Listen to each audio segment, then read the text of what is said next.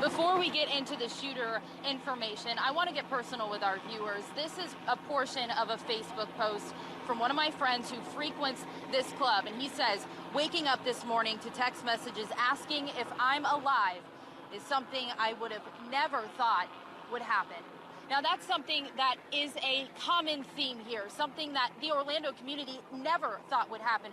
We're talking 50 people confirmed dead. I want to show you this scene here behind me. We're at the intersection of Grant and Orange. They've got about 4 to 5 blocks that are completely shut off, and they're going to be shut off for the next 2 days. You do see multiple agencies from all over Central Florida. FHP is here standing guard. And if we just swing our camera over to the right, these are media and people on looking. Just this scene here, a lot of people coming here for answers, for clarity on why this happened. And Senator Marco Rubio, he did speak earlier today. He said that this can happen anywhere in America at any time, and he said it just happened to be Orlando's day today. We're dealing with a terror attack here.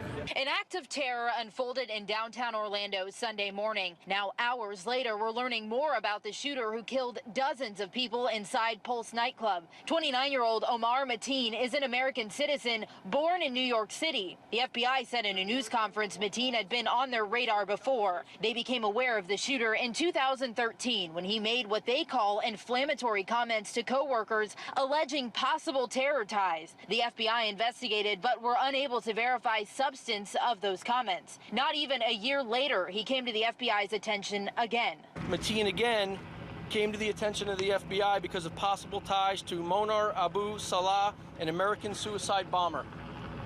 The FBI conducted an investigation, including an interview with Mateen. We determined that contact was minimal. Before opening fire on the nightclub, Mateen reportedly called 911. It has been reported that Mateen made calls to 911 this morning in which he stated his allegiance to the leader of the Islamic State. Mateen exchanged gunfire with multiple law enforcement officers until he was killed. And coming up in the next half hour, we're going to talk about how many guns he purchased, when he purchased them, and why he was allowed to purchase them despite the fact that he had been on the FBI's radar before. We are now learning more about the man who carried out the massacre at the Pulse nightclub here in Orlando. And a source tells us this was planned and that he was scouting out other venues here in the city.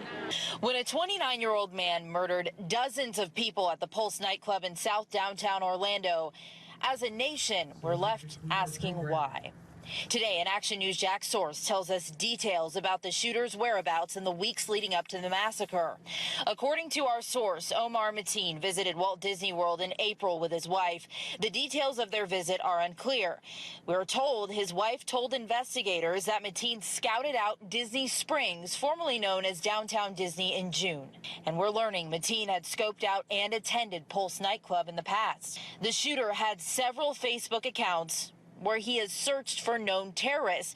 And on the day of the shooting, we're told Mateen searched for Pulse Orlando. He also posted on one of those Facebook accounts and references the Western world, saying the West has killed innocent people in the Middle East and will pay. He praises Allah and declares an allegiance to the Islamic State, adding there will be more attacks in the United States this week.